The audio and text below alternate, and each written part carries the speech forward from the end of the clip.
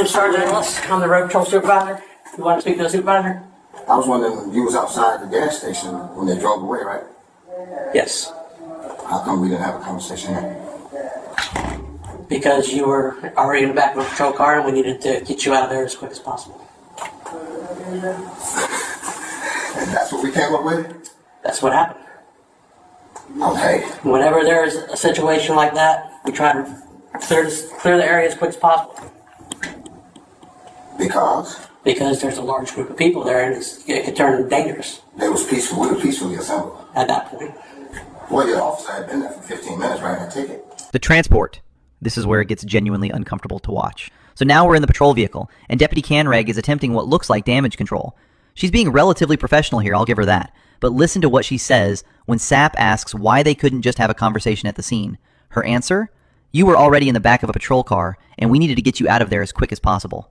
That's not a legal justification. That's an admission they escalated past the point of reason and had to commit to the mistake.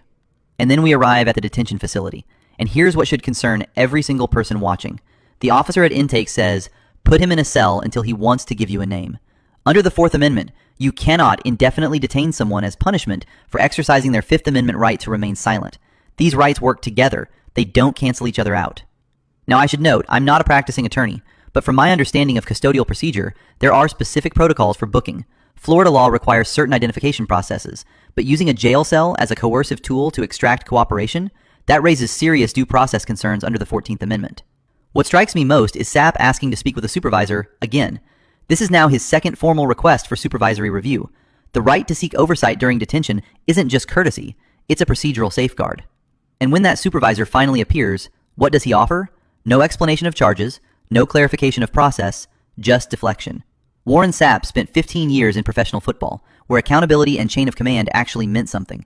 He knows what proper procedure looks like, and this wasn't it.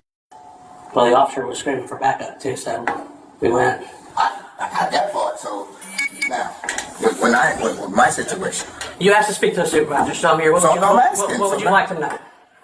What am I here for? You're being arrested for obstruction. That's a physical act, right? No.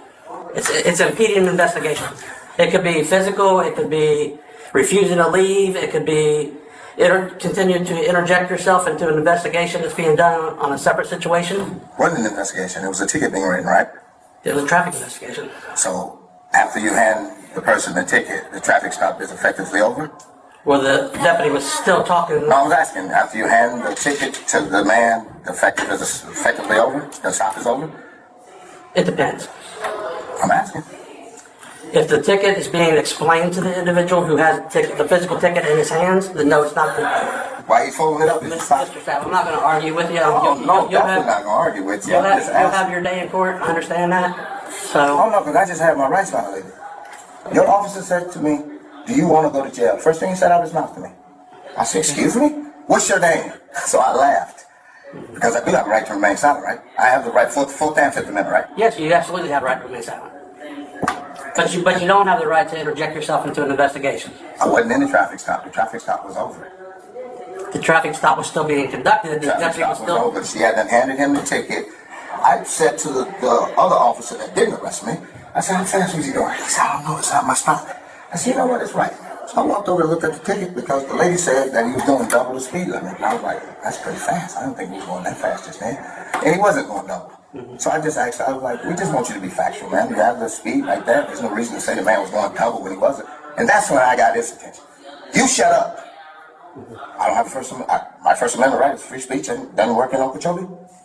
Yes, you have the right for freedom of speech. Once the ticket was explained to them and he leaves, that's when the traffic stop's over. He wasn't in the traffic stop. The guy that had the ticket in his hands. No, the officer with me.